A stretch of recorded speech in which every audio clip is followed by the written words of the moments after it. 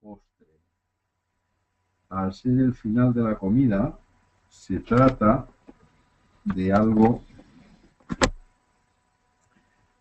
que debe complementarla nutricionalmente, o sea, no solo es algo para deleitarse, sino algo que complemente. Entonces, si en la comida, por lo que fuere, ha habido pocos hidratos de carbono, pues aquí los podemos solucionar pues con cosas dulces o con, ha habido nada de leche, pues algo de leche o alguna cosa que complemente lo que es nutricionalmente el menú. Es importante tener en cuenta que en la repostería se puede utilizar la leche, por supuesto, las grasas, mantequillas y, y demás, los azúcares, los hidratos de carbono y las proteínas que ya en los huevos y en algún otro preparado más. Para diferenciar un poco lo que es la pastelería en general, la pastelería la podríamos dividir como en tres partes. En repostería, que es lo que vamos a ver hoy, pastelería, que son preparados, todo lo que sea de pastelería fundamentalmente lleva harina, ¿eh? Fundamentalmente lleva harina. Y confitería, que el elemento principal de la confitería es el azúcar. El azúcar, los turrones, los mazapanes, los guinardises, todas estas piezas que son muy dulces. Entonces, repetimos así, los preparados de repostería son a base de leche, huevos y azúcar como elementos principales. Pero también los postres no solo son esos, sino que son más cosas. Son más cosas porque tenemos, estábamos diciendo que también se puede utilizar como postre la pastelería, que son preparados a base de harina, por ejemplo, los bizcochos, los bollos, todas estas cosas que lleva bastante harina en su composición entrarían dentro de lo que es pastelería. Y también se utiliza como postre al final de la comida algo de confitería que son las mini-nardises y esos preparados con mucha azúcar, los turrones, pequeñas piezas generalmente muy dulces. Bien, además de eso que serían las elaboraciones básicas de repostería, que son, entran dentro de los postres los quesos. Los quesos sabéis que pueden utilizarse como postre, como inicio de comida y en los platos también salados hay muchos platos que pueden llevar queso como alimento principal o como elemento accesorio en el caso de los gratinados y en el caso de salsas que se aderezan con queso y demás, pero eso lo vamos a dejar un poco, nada más vamos a pasarlo por encima. Las frutas sí son importantes en la repostería, tanto naturales, cualquier fruta puede utilizarse como postre, como elaboraciones a base de frutas, que hay elaboraciones frutas crudas, frutas cocinadas, calientes, fritas y demás, luego veremos. Y después las elaboraciones de repostería, que hemos hecho tres grupos. Se puede poner cuatro, pero de momento aquí aparecen tres, que son los postres congelados, luego hablaremos de los helados, lo que son los postres fríos, que es a temperatura fría, no es necesaria que sea de frigorífico, sino fría, y los postres calientes, que veremos lo que son. Y también hay otros que se denominan en este momento semifríos. Vamos a ver un poco los quesos por encima y después seguiremos con los demás. Los quesos se pueden clasificar en frescos, en... ¿No me quites eso? Las enganchado esto de aquí, joder. Hombre, que no. Esto estaba enganchado aquí, joder.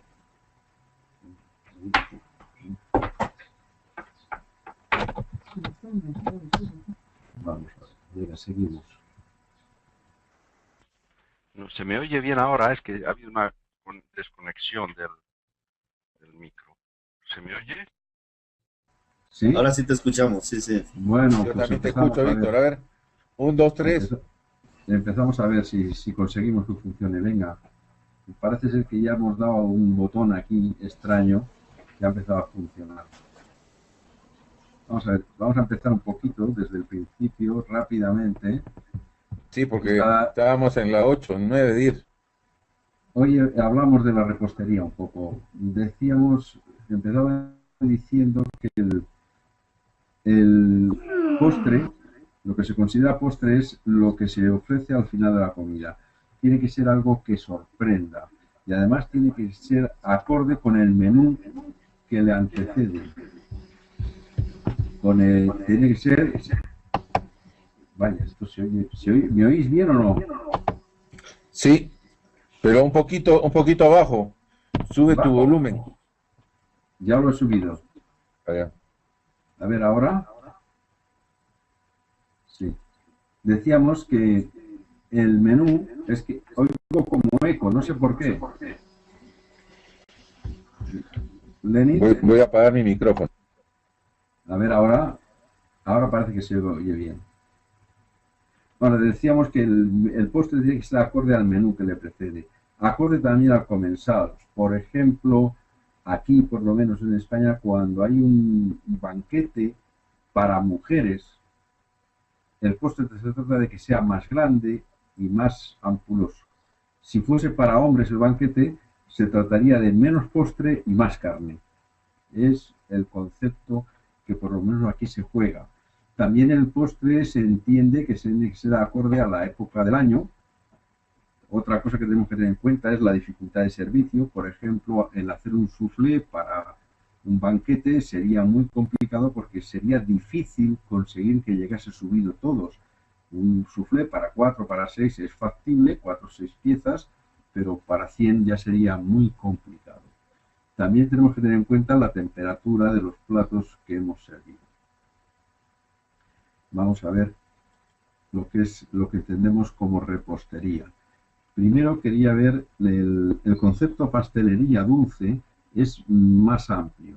Podemos decir que dentro de la pastelería está las elaboraciones de repostería, las de pastelería y las de confitería. Para buscar un carácter, un hilo conductor de estos tres grupos, tendríamos que las reposterías son preparados a base de leche, huevos y azúcar, sobre todo, puede llevar otros ingredientes o puede ir uno más que otro, pero sobre todo llevan siempre algo de leche, huevos y azúcar. Las elaboraciones de pastelería, además de otros ingredientes, pero sobre todo son las elaboraciones a base de harina, por ejemplo, los bizcochos, las tartas, la bollería, todo esto son elementos de pastelería. Sobre todo, todos intervienen la harina en una cantidad, en una proporción importante. Y después están las elaboraciones de confitería, que son sobre todo preparados a base de azúcar. Llevan una proporción de azúcar muy fuerte, como son los turrones, los minardises, las yemas, los mazapanes, todas estas piezas, unas veces muy pequeñitas y otras veces más grandes, pero que cuya característica es el azúcar, mucho azúcar. En la repostería tenemos que además de estos postres que estamos diciendo, elaboraciones de repostería, tenemos quesos, frutas y frutos secos. Las elaboraciones de repostería podríamos decir que tenemos postres congelados, postres fríos, postres semifríos y postres calientes. Son grupos que los trataremos de después ver un poquito. Los quesos, hemos dicho que también se utilizan como como aperitivo, son componentes de platos, de todos los gratinados suelen llevar queso rallado y en otros platos, en otras salsas, van queso como aderezo, o sea, es un elemento muy socorrido y de mucho uso en la cocina. O sea, las frutas también son importantes en el tema de los postres y las clasificamos de semillas, como puede ser la pera y el melocotón, entre otros. Perdón, la pera y la manzana, de hueso como el melocotón y el albaricoque, agrios, pues todos las naranjas, mandarinas, limas, limones, todo esto, y las frutas rojas, frutas rojas que son la fresa, la frambuesa, todas estas frutas que son muy tiernas, muy suaves y que tienen la característica de ser de color rojo y de verano. aquí entramos en elaboraciones. Elaboraciones de frutas. Tenemos primero los zumos. La característica de los zumos es que deben de hacerse, si es posible, siempre que sea posible al momento o con muy poco tiempo desde que se hace hasta que se sirve, porque pierden características nutritivas y pierden mucha calidad.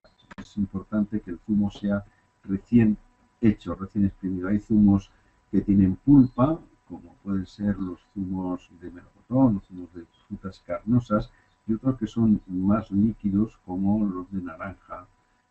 Luego las frutas en almíbar, que son cocidas en almíbar de azúcar y agua, nada más cocidas y nada más. Las asadas, pues al horno, con algo de vino blanco suele hacerse y algo de mantequilla. Mermeladas, que son frutas y azúcar en cantidad, generalmente suelen llevar hasta el 50% de azúcar. Si tenemos un kilo de pulpa de fruta, le pondremos un kilo de azúcar para hacer la mermelada. El azúcar hay que tener en cuenta que es un elemento conservador, nos permite conservar esa fruta que hemos cocinado con la mermelada durante mucho tiempo. Incluso en ocasiones sale algo de moho por encima, pero bueno, se puede retirar y la mermelada no es perjudicial. Las confituras, que son mermeladas pero que tienen trozos de fruta enteros en la composición, o sea, fruta hecha trozos. Las jaleas, que son más licuadas que las mermeladas. Tenemos frutas salteadas, por ejemplo, plátano flambé o manzanas o demás. Frutas confitadas. El confitar una fruta es cocerla en almíbar, agua y azúcar, dándole muchos pasones, 4, 6 o incluso más. Eso se pone agua y azúcar en cantidades algo menos de agua que de azúcar, para que tenga poco punto espejuelo, punto de hebra floja. Se pone la fruta dentro y se da un pasón. Un pasón es que debe de hervir como unos 5 o 10 minutos. Pasado ese tiempo, se deja enfriar la fruta dentro del almíbar que hemos cocido, que tendrá menos densidad porque la fruta tiene agua y he soltado agua en la cocción. Y a continuación de que se ha enfriado, se vuelve a poner a cocer al fuego. Otro pasón de otros 5 minutos. Se vuelve a retirar y se vuelve a poner. Y eso sería dar pasones así hasta que la fruta se ha confitado. Esos pasones hace dos cosas. Uno, que cada vez por evaporación durante la cocción y el calentamiento del almíbar se va cogiendo más densidad el almíbar, más lo que pierde la humedad, y además va penetrando en azúcar, en la fruta, el azúcar, y haciendo que se conserve. Después estas frutas se conservan pues, mucho tiempo. Si se hacen escarchadas, que es con una pequeña capa de azúcar por encima o no, se pueden conservar bastante tiempo. No sé, no es problema.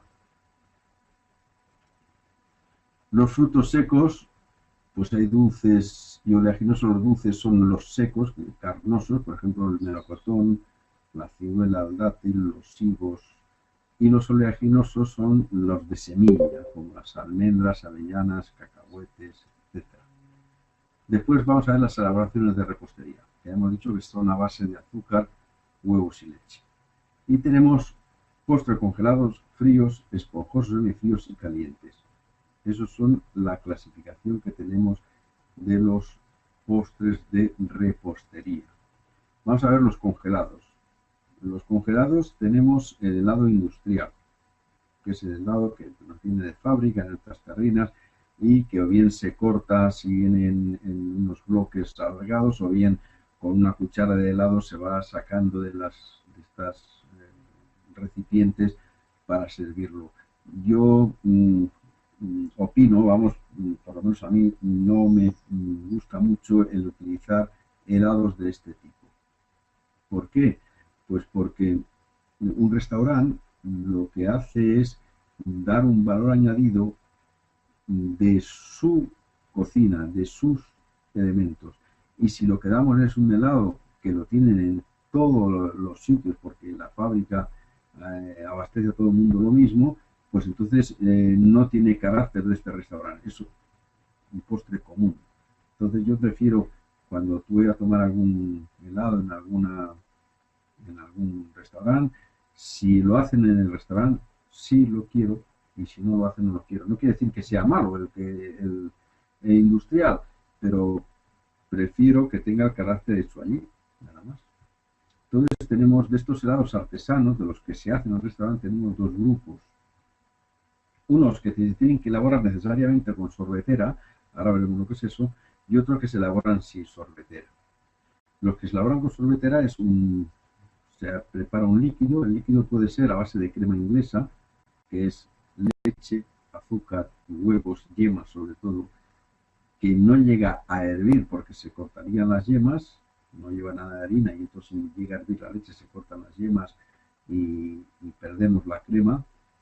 Esto se puede aromatizar con chocolate o con canela o con praliné o con cualquier otro elemento, y entonces tendríamos pues una crema de estos sabores. Y esto se mete a helar en la máquina para hacer el helado, que no es nada más que una especie de recipiente que tiene unas palas que van raspando las paredes. Como el recipiente este por fuera está frío, tiene a 20 y tantos, 30 grados bajo cero, entonces lo que se ocurre con el líquido este que hemos metido ahí, que se va congelando por las paredes, va cristalizando, pero las palas lo van arrancando constantemente, no permite que se hagan grandes cristales. A la vez le va insuflando aire. Si nosotros metemos 1 litro de esta crema para helar, tenemos que sacar pues por lo menos 2. Si son italianos, que le ponen algo de gelatina y más azúcar, incluso cogen más aire, sale más cantidad de aire. El aire es importante que meterle aire, porque es lo que le da después la untuosidad y la cremosidad en la boca. Si lo metemos a helar, se forman cristales de hielo, lo que haremos será tener un polo, una pieza helada, dura, como si fuese hielo con sabor. Entonces, para que sea cremoso, tiene que ser en esta máquina que le va dando vueltas y lo va arrancando los cristales y no permite que se hagan grandes cristales. Esos son los sistemas de la sorbetera. Y dentro de estos tenemos los helados de crema, que son estos de crema inglesa, los helados de fruta, que son zumo de frutas con azúcar, y después helados. A esto se les suele agregar finalmente o merengue o nata o algún, depende del tipo de helado. Y los helados italianos que hemos dicho son con algo de gelatina y más azúcar, aumenta más el volumen, el batido hace que aumente más el volumen y sale más untuoso y como más suave. Esos son los helados. Después tenemos los sorbetes. Los helados tienen que tener 21 grados más o menos Beaumet del decímetro este, que es como una especie de ampolla de cristal y debajo tiene unas bolitas, unos perdigones. Bueno, pues tiene una escala de densidad que son los helados Beaumet. Y estos pues tendrán aproximadamente sobre 21 grados. Después los sorbetes, que tienen la característica de ser mucho más suaves, tienen menos densidad al hacerlos, tendrán como 14 a 16 y 14 a 16 grados, y al final, cuando se están terminando de helar en la sorbetera, lo que se les agrega allí mismo claras montadas con agua y azúcar, y hace que sean mucho más suaves y esponjosos. El problema que tienen estos sorbetes, por lo menos los clásicos, es que una vez hechos, no se pueden conservar mucho tiempo porque se endurecen, se hacen como polos. Al tener más cantidad de agua, menos densidad, se cristaliza más. Entonces tienen que hacerse casi al día. ¿Cómo tratan de solucionar eso? Pues se hacen... Dime, ¿me oís? ¿Sí?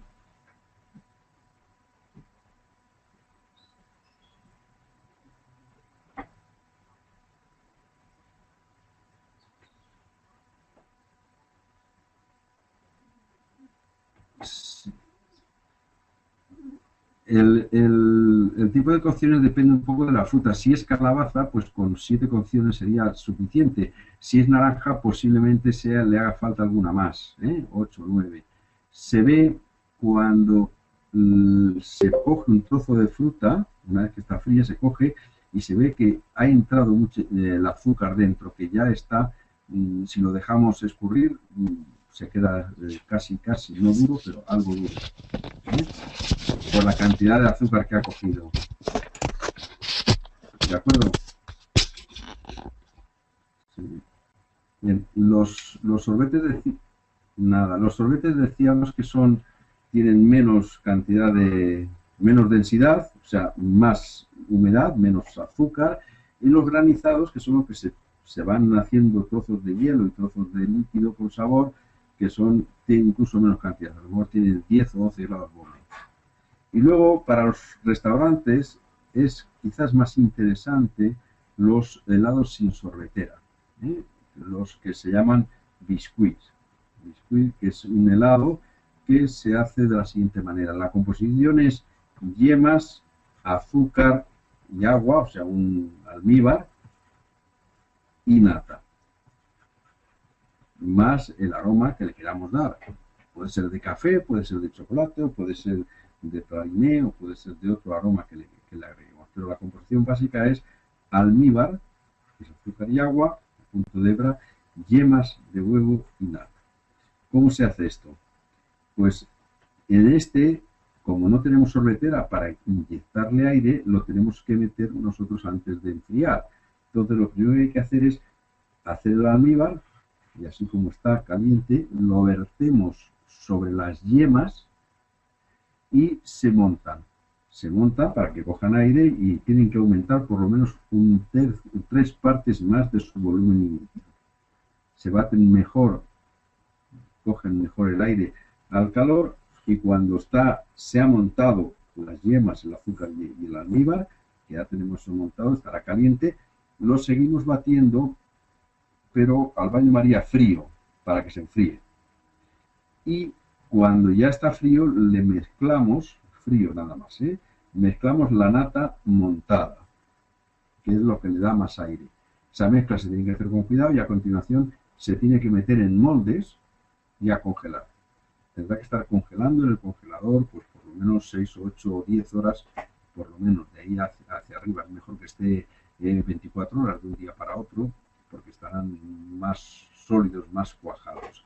Y estos se pueden hacer en moldes individualizados, en pequeñas bombitas, moldes individualizados, y daríamos un helado de restaurante, no un helado de la industria, que es lo que yo busco por lo menos en los restaurantes. Este sería el helado más característico del restaurante.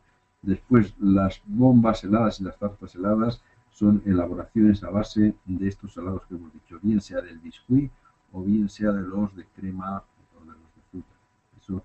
Las tartas heladas, además, en la composición llevan bizcocho y algún licor o algo relacionado, pero vamos, es menos importante. Hemos tratado de ver muy rápido los postres congelados, que lo has dicho. Yo entiendo que en los restaurantes sería mejor el biscuit que los otros helados, pero eso ya dependerá del restaurante, del sitio de la venta y las capacidades y posibilidades. Después, otros tipos de postres son postres fríos, como son los postres de leche, que es flan, pudding, natillas y arroz con leche. Vamos a verlos un poco. Y después otros que son esponjosos, que son bavarroas y espumas. También vamos a verlos un poquito. El flan, dime. Sí.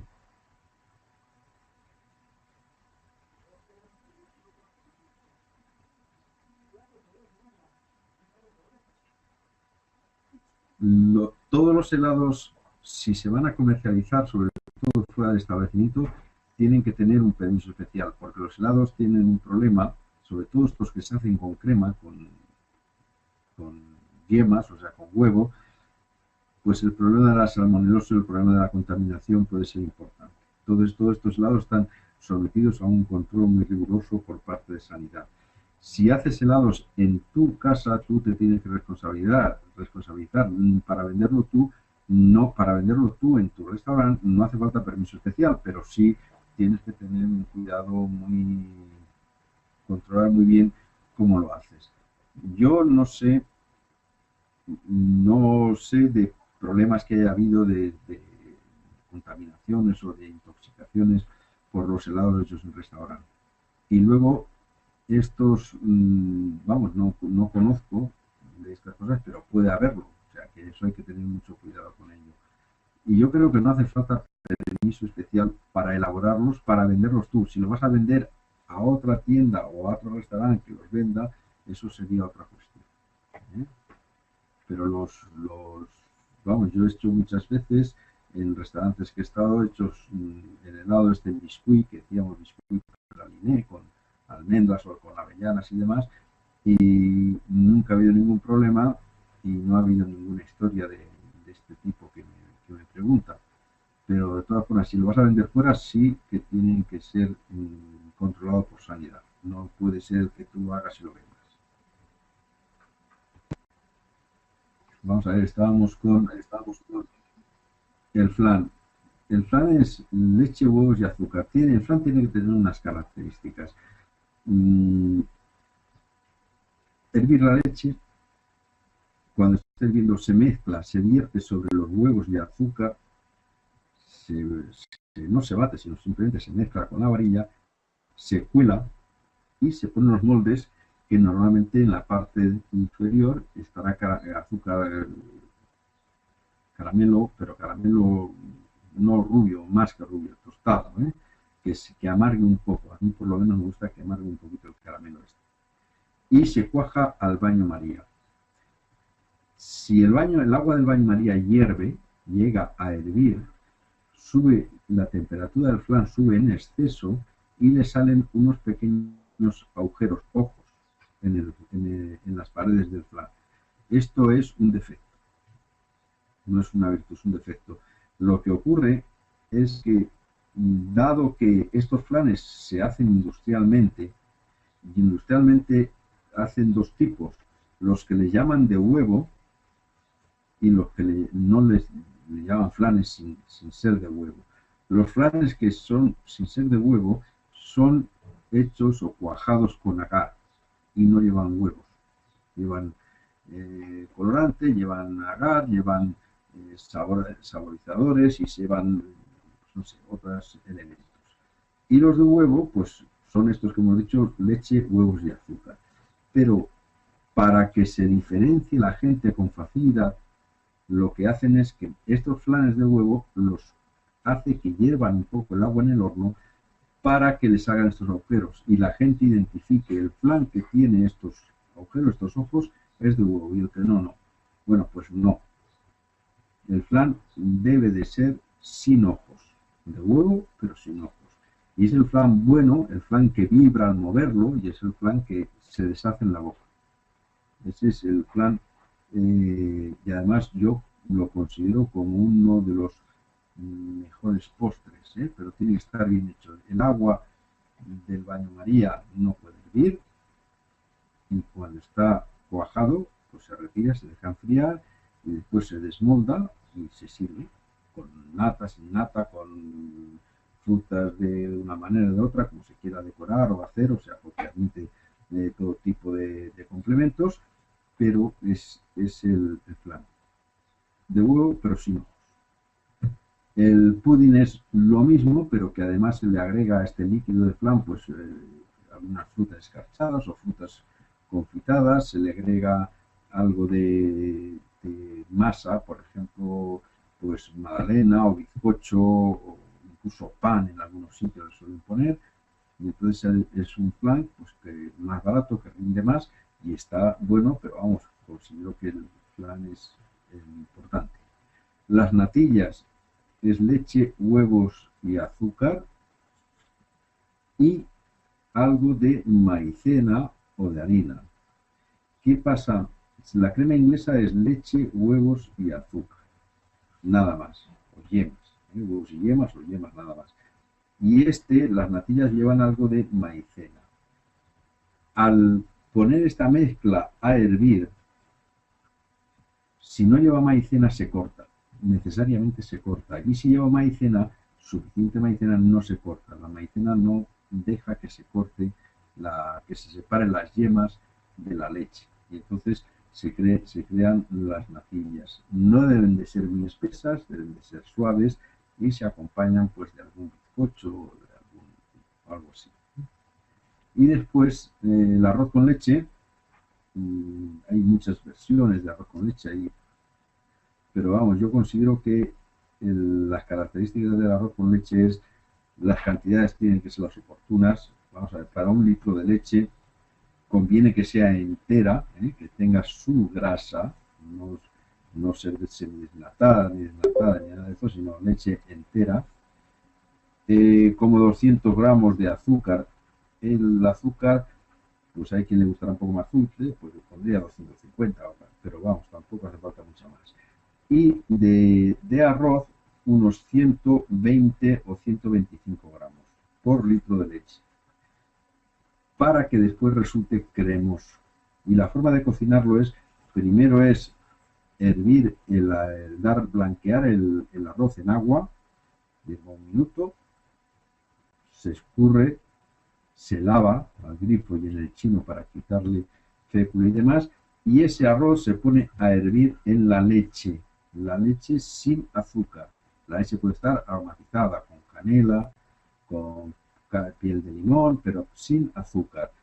Tiene que hervir más tiempo. Si el arroz normalmente hierve 20 minutos, 18-20 minutos, el arroz en leche tiene que hervir más, y más por un motivo. Para que se cueza el arroz, una de las cosas que tiene que ocurrir es que se hidrolice, que entre humedad en el grano, que se recupere, que en vez de estar seco, que se den en cuenta que un grano de arroz cocido es 2 o 3 veces, más de 2 veces mayor en volumen que un grano de arroz crudo. Se ha empapado, se ha embebido agua. Tiene que beber el agua de la leche, tiene que beber la humedad de la leche. Pero la leche, al tener más densidad que el agua, le cuesta más entrar en el grano. Entonces tiene que cocer más tiempo. Por eso el arroz con leche tiene que cocer más tiempo que si se cociese con agua nada más. Y después, cuando ya está prácticamente cocido, cuando ya está cocido del todo, el arroz ya está tierno, ya está, se ha embebido, ha engordado, entonces cuando se le agrega el azúcar. El motivo de agregar el azúcar en ese momento no es otro más que facilitar el engorde del arroz antes. Si nosotros le echamos el azúcar al principio, tendremos que cocerlo mucho más tiempo, porque el líquido en que se cuece será mucho más denso y entrará con más dificultad en el grano. Entonces, primero un hervor en el agua, después cocerlo en la leche hasta que esté prácticamente cocido y al final le agregaremos el azúcar. Si se quiere mejorar, pues se puede mejorar agregándole algo de mantequilla o agregándole alguna yema al final de la cocción. Eso le da que la leche se quede más cremosa y que sea más agradable. Eso sería el arroz. Y otro postre importante, esponjosos, son lo que llaman los bavarois, que es, veo aquí que se ponen las dos con B y las segundas con V, un defecto eso, pero bueno, es un postre que está compuesto por una crema inglesa que tiene cola de pescado más gelatina, a la que se le agrega el aroma que queramos darle, o bien vainilla, o bien de fresa, o bien de café, de lo que se quiera agregar, y al que se le agrega finalmente nata montada y claras y merengue, o claras montadas, o nata sola, ya dependerá de lo que se quiera, de cómo se quiera terminar. Pero es un postre que tiene que ser muy suave y esponjoso. Tiene que tener la suficiente gelatina para que después de moldeado y frío en el frigorífico, se cuaje y después eso se pueda desmoldar. El bavarois es, hemos hecho una crema inglesa, o también puede ser un puré de frutas, a la que le hemos agregado cola de pescado. La cola de pescado hace que cuando eso esté frío se cuaje, y cuando se va a cuajar, cuando se va a empezar a coagular, porque va enfriando, entonces cuando hay que agregarle la nata montada y las claras montadas. para que se quede suave, esponjoso y sea un elemento agradable a la hora de comer. Esto en moldeado se pone en el frigorífico unas horas, se termina de cuajar la gelatina y al darle la vuelta, al desmoldarlo, pues tenemos la pieza ahí de la forma que le hemos dado. ¿Eh? Las espumas es lo mismo, las espumas es lo mismo, pero con muy poca gelatina o nada. Entonces, ¿qué ocurre? Que si el barbas al cuajarse la gelatina podemos manipularlo y podemos moldearlo y estas cosas, las espumas no admiten ese moldeado, ese trabajo. Entonces, la espuma cuando se hace, bien se guarda en el frigorífico, pero bien lo más común es escudillarla en un bol, en una copa o donde se vaya a servir. Una vez hechas, se escudillan las 20 o 30 raciones o las que se hayan hecho en estos elementos de servicio y se llevan se dejan en el frío para tomarlo al momento. No se pueden cortar, no se pueden manipular como los barbas. Es la diferencia fundamental de estos dos. Estos postres ahora en la actualidad se les suele llamar semifríos y tienen pues distintas características y hay mucha variedad. Se ha puesto un poco de moda.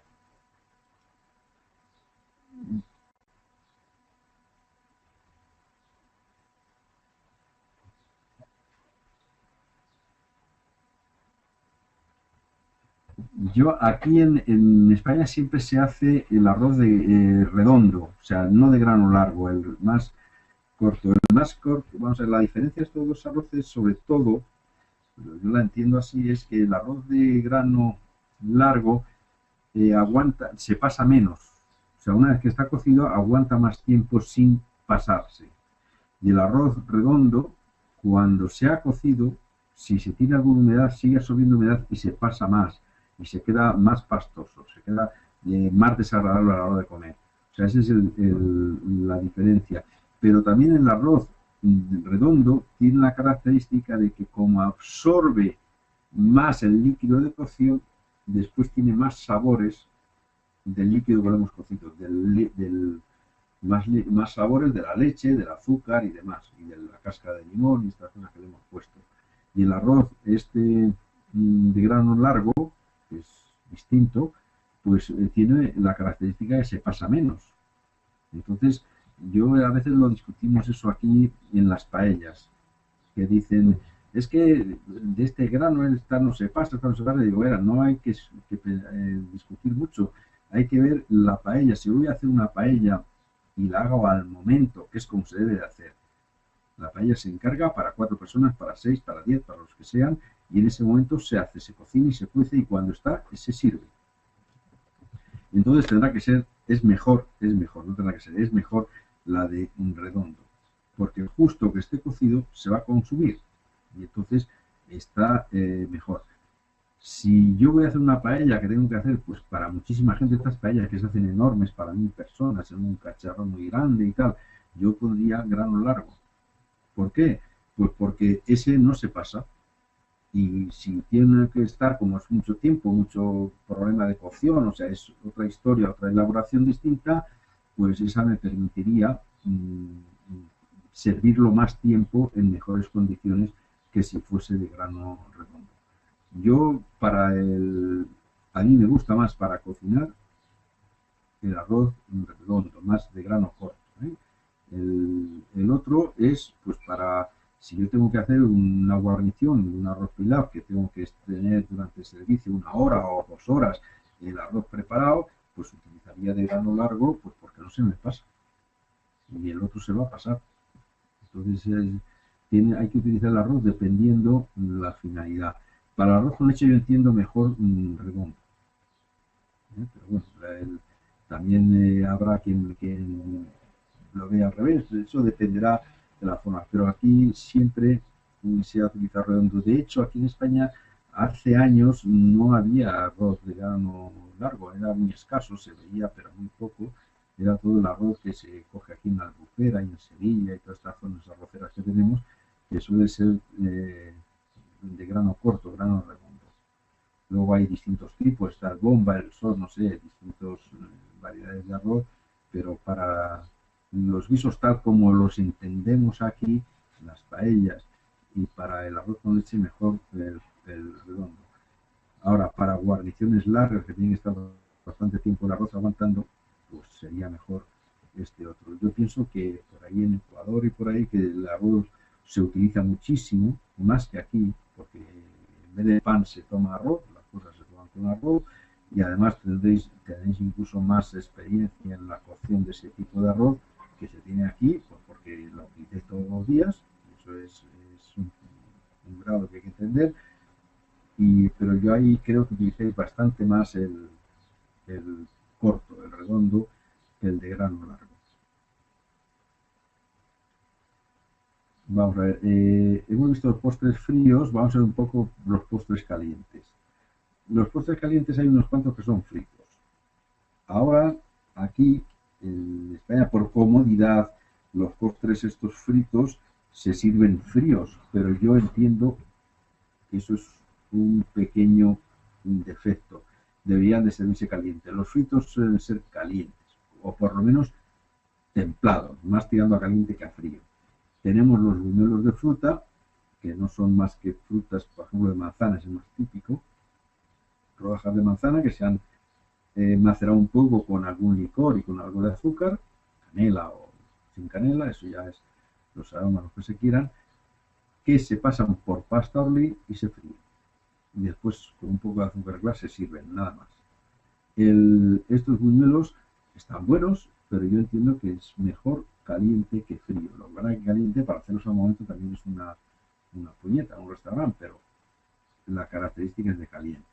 Y luego están los buñuelos de viento. Los buñuelos de viento es pasta choux que se fríe, sirviéndola escudillándola sobre el aceite con una cuchara o con una manga y una puntilla cortando los trozos, y que después se rellena. Lo más clásico es rellenarlos de crema. Ahora aquí se rellenan de nata, de trufa, de otros elementos, y se sirven fríos. Se sirven fríos por comodidad y tal, pero es mejor calientes que fríos. Y las torrijas, que es pan mojado, humedecido, no mucho porque tiene que ser un pan más compacto, que lleva algo de huevos en la composición, y que se humedece en azúcar, en leche con azúcar y canela, y después se pasa por huevo y se fríe. Y después o bien se sirven tal cual, pasadas por azúcar y canela mezclada, o bien se meten en la leche que la hemos metido antes, leche, azúcar y canela. Y torrijas hay muchísimas, se pueden hacer de bizcocho, de bollos suizos, de pan, distintas variedades.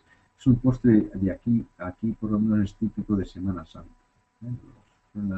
Los buñuelos de viento y las torrijas se suelen hacer sobre todo en Semana Santa. Después otro postre que no es frito, pero vamos, es hecho en sartén, con muy poco grasa, o de tocino con mantequilla, son los crepes.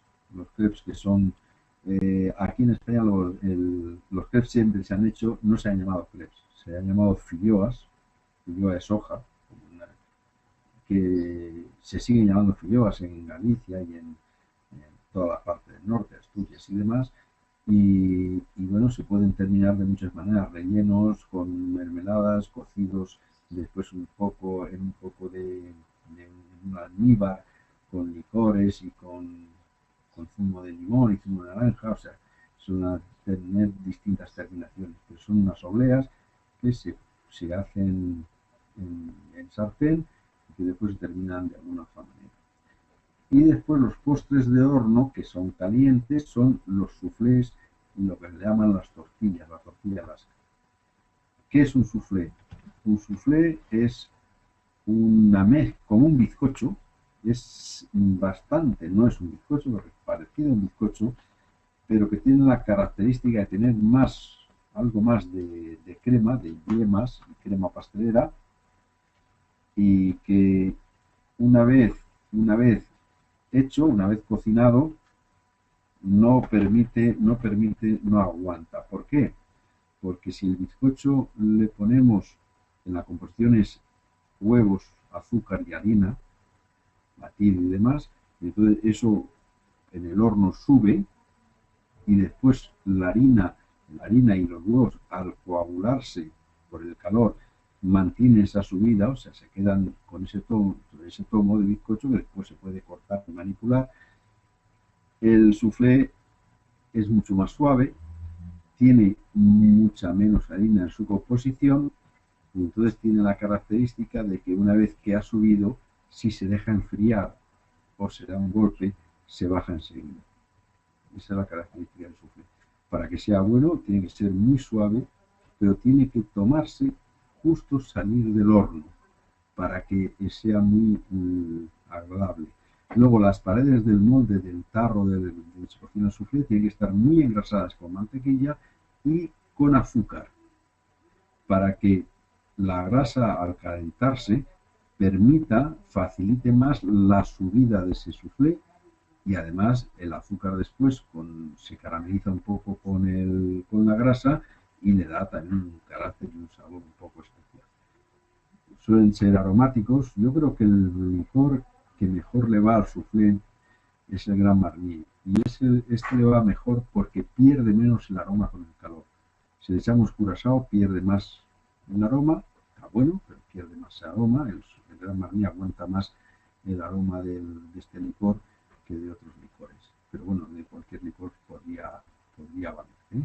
Hay soufflés también salados de queso, de patata y demás, pero todos tienen la misma forma. Es una parte de crema, una parte cremosa, en la que lleva yemas, que le da sabor y carácter, una parte que le da el aire y le hace la subida, que es las claras montadas, y se tiene que cocer al momento en el horno, no puede esperar, cuando está justo salir hay que consumirlo. O sea, es un postre que de coste es barato, porque es un poco de crema pastelera con más yemas y claras montadas, o sea que no es una cosa que sea muy cara, pero se suele vender caro porque necesita una atención muy especial de alguien que lo haga al momento, que lo meta al horno al momento y que lo saque y se cocina al momento. O sea, en un tiempo que estaban muy acreditados y ahora parece ser que han bajado, pero yo creo que volverán otra vez a valorarse los soufflés hechos de esa manera. Y luego las tortillas, la tortilla Alaska, que tiene la composición de en la fuente donde se va a hacer una capa debajo de bizcocho.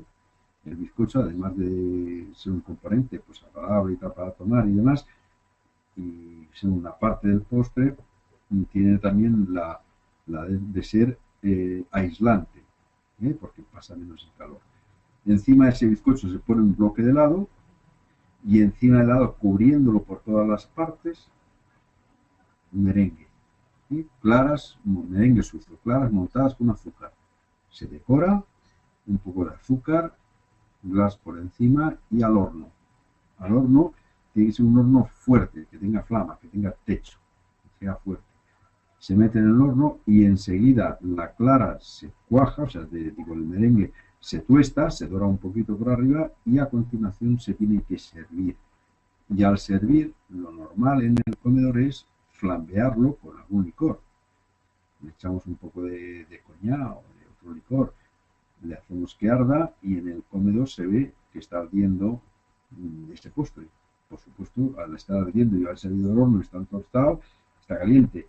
Pero al cortar y ponerte el trozo en el plato, resulta que hay una parte de helado que está totalmente helado, está la parte caliente de las claras y el trozo que te corresponda tal del bizcocho.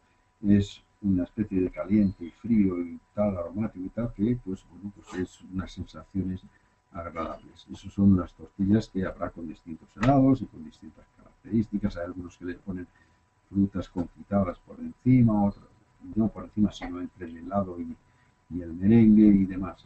Son distintas formas de servicio. Y hemos visto más o menos muy rápido lo que son postres de repostería. Después hay otro tema que habla de la pastelería. ¿Se pueden utilizar las cosas de pastelería como postres? Sí, claro que sí.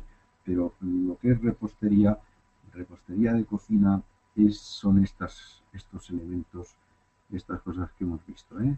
La parte de los helados, la parte de los postres fríos, de los postres calientes y demás.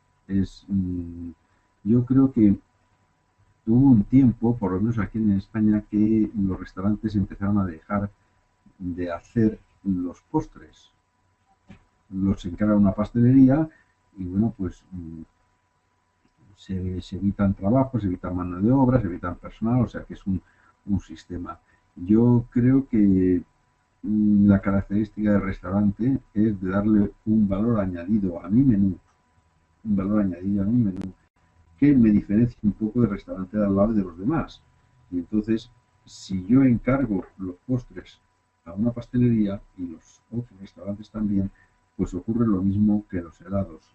Todos son iguales. Y en mi restaurante prefiero quizás tener menos postres, pero que de hechos aquí, para que sean diferentes. Alguien que come un helado que se ha hecho aquí es diferente del helado de la industria. No estoy diciendo que sea mejor o que sea peor, estoy diciendo que es diferente. Y esa diferencia es un valor añadido que hay que buscar en el restaurante. Porque todo igual. Bueno, pues esos son los McDonald's o estas cadenas que tratan de homogeneizar todo porque es su sello, su característica. Pero un restaurante, el sello lo tiene que dar la cocina, el cocinero, no el que sea igual que el restaurante de al lado. Y entonces, una forma de buscar estas diferencias es elaborar las cosas dentro del restaurante. Yo recomendaría, si alguien va a tener o tiene un restaurante o trabaja o hace unas cosas, los postres, si pueden, que se hagan en el restaurante. Menos cantidad, a lo mejor son menos vistosos porque las tartas del especialista las decora mejor, las hace para, bueno, pues es igual. Pero el carácter se lo dará el que lo hace uno. Y es una cosa, los restaurantes y los cocineros sabéis que cada uno tiene sus formas, o su actuación, o sus formas de hacer, y no es igual que el del restaurante del lado. Le echará más aceite, menos aceite, más azúcar, menos no sé qué, el azúcar del plan lo cuesta más, lo cuesta menos, es algo distinto. Y eso, bueno, pues es lo que hay que buscar un poco en este mundillo, lo que llaman la cocina de autor, que eso ya es llevarlo más arriba, pero poco a poco es lo que se va buscando. Uno va a un restaurante porque ahí hacen cosas de una manera distinta que otro, y es lo que se busca, esos pequeños detalles que se tienen en cuenta. Y los postres yo creo que es interesante el hacerlos en la cocina, el elaborarlos, el tenerlos que hacer. No sé lo que opináis sobre esto, si tenéis alguna cosa que decir o que preguntar. Ya, bueno, el tema, bueno, aquí mi hija Rosana había hecho una pregunta que era para hacer el melimató. Para preparar el melimató, ¿es recomendable preparar el requesón artesanalmente o se puede comprar? Bueno, yo creo que el requesón aquí por lo menos se compra. Yo no sé, también se puede hacer, pero se compra. Y es servir miel y requesón, no es nada más que eso, o sea, no tiene otra. Pero si lo haces... Depende de la calidad de requesón. Claro, si lo haces, bueno, pues tendrás ese carácter de tu requesón. Lo verdad que para eso habrá que comprar leche que sea entera, de buena calidad, y tener el cuajo y para hacerlo, que no es muy común, pero sí, yo pienso que si lo puedes hacer es mejor. Y la leche que sea entera, que sea leche buena, que no tenga de esto, y después aquí hay una zona, es que no recuerdo ahora cómo se llama el valle, ahí que hacen cuajada, que la cuajada no es nada más que leche, a la que le echan un poco de cuajo y no se queda muy sólido, se queda como una especie de yogur, pero no sabe a yogur, es cuajada, leche cuajada.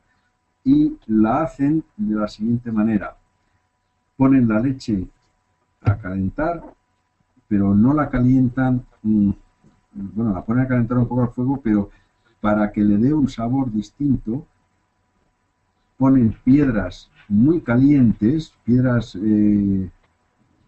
limpias, claro, pero muy, muy calientes, y las echan dentro de la leche. Y entonces la piedra esa requema algo de una sustancia del azúcar de la leche, la lactosa, alguna cosa esa, y le da un sabor distinto. O bien también suelen hacer en algunos sitios, ponen hierros, un trozo de hierro al rojo, y esto lo meten en la leche. Y entonces eso le da un sabor un poco como a requemado, distinto, ¿no? Y entonces después le echan el cuajo, y esa es la cuajada, que también se suele servir con miel. Es un poco diferente del requesón. El requesón es más compacto, o sea, es más queso fresco, más fuerte, y la cuajada es leche cuajada, pero menos fuerte. No ha perdido nada de suero, entonces es distinta. Y la suelen hacer así, le suelen dar el carácter especial ese, quemando o calentando mucho unas piedras estas de río, cantos rodados de río, muy calientes, que lo echan dentro de la leche, y eso le da un sabor un poco distinto. O bien un hierro muy caliente también. Ok, bueno, yo te estaba preguntando con respecto al menú este que tenemos que poner, hacer el anteproyecto del menú. Sí, En este anteproyecto tenemos que tener entrada, sopa, plato fuerte, postre, o entrada, plato fuerte y postre. eh, en principio se pensaba de algo de aperitivo, algo, no sé, como pequeñas piezas, alguna cosa de aperitivo, después una entrada, o sea, un plato, una sopa, lo que quieras de esto, y después un plato fuerte y postre. Si se quiere adornar más, pues se puede adornar más, pero bueno, eso ya es un poco. El menú se pretende que sea como para un acto, no para una comida ordinaria de todos los días, sino un poco festivo, ¿no? Que sea un poco más, ya. más festivo que la comida de todos los días. Y por lo tanto se pueden poner más cosas. No sé, se puede poner un sorbete entre medio de tal, pues si se le ocurre a uno, pues sí o no. Se puede poner después con el café unos mignardis, esto, unas pequeñas piezas de confitería, pues bueno, pues también, eso ya, pero bueno, eso ya Ya es un poco queda a la elección de cada uno. la elección de cada uno. Con respecto al postre, yo tengo dos alternativas. Una que es Sí, el arroz con leche, pero no al estilo español, sino al estilo peruano. ajá, Y otro que es la mazamorra morada, que se hace con eso, maíz, maíz morado, y que sí, tiene sí, sí. frutas secas, eh, y, y, eh, y el arroz con leche nuestro lleva pasas, y en algunos casos se le pone nueces. Bueno, pues Entonces, ya, voy a escoger de acuerdo a la combinación de sabores que haya, porque también he visto de que en el menú no se puede repetir.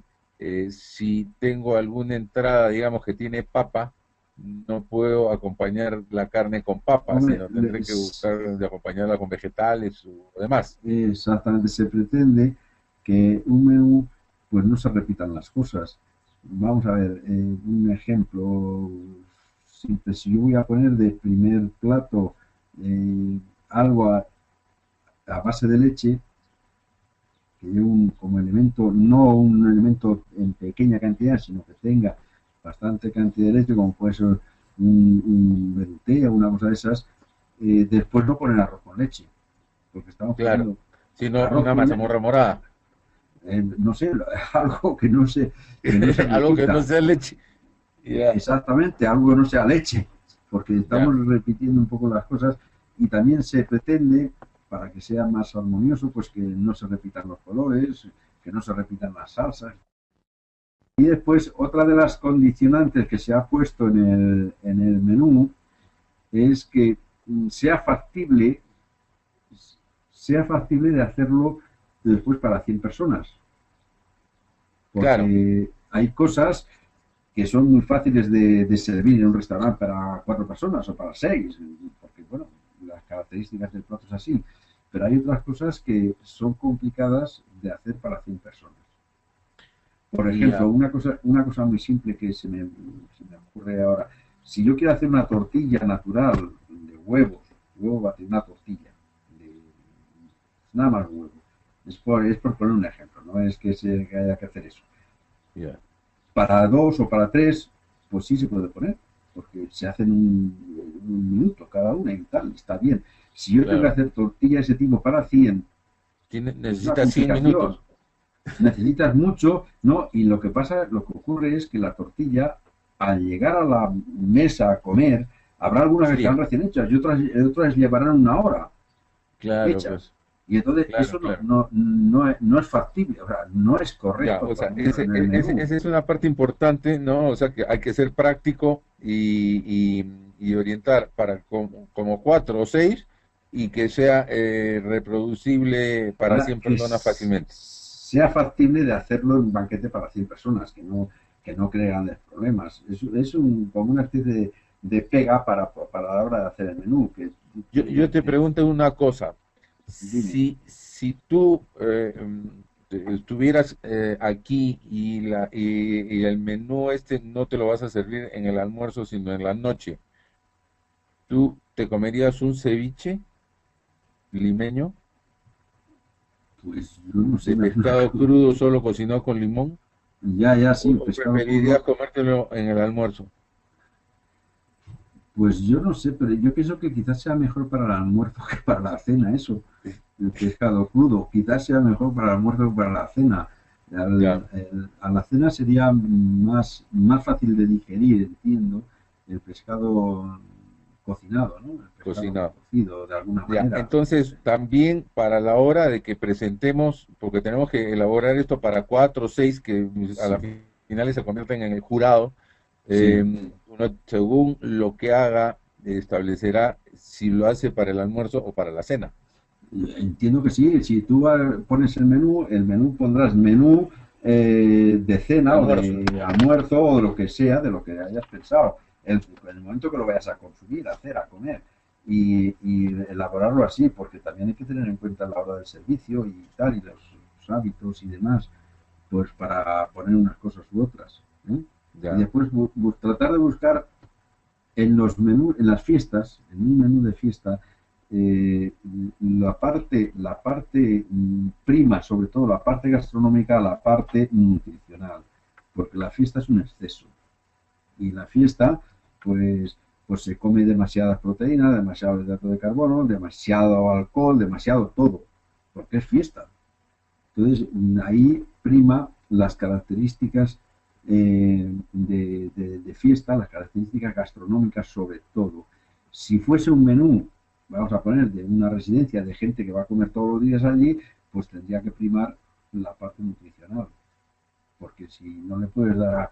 y aquí está claro, los restaurantes que hacen menús a mediodía para oficinistas, o sea, gente que está trabajando en oficinas o ministerios, cosas de esas, y después por la tarde tienen que volver, tienen una hora para comer, hora y media, no sé, una hora, tiene que y ser después liviano el almuerzo. tienen que volver a trabajar, no pueden ni dar mucho vino, ni pueden hacer comidas muy potentes, muy fuertes, porque es que después se duermen en la mesa.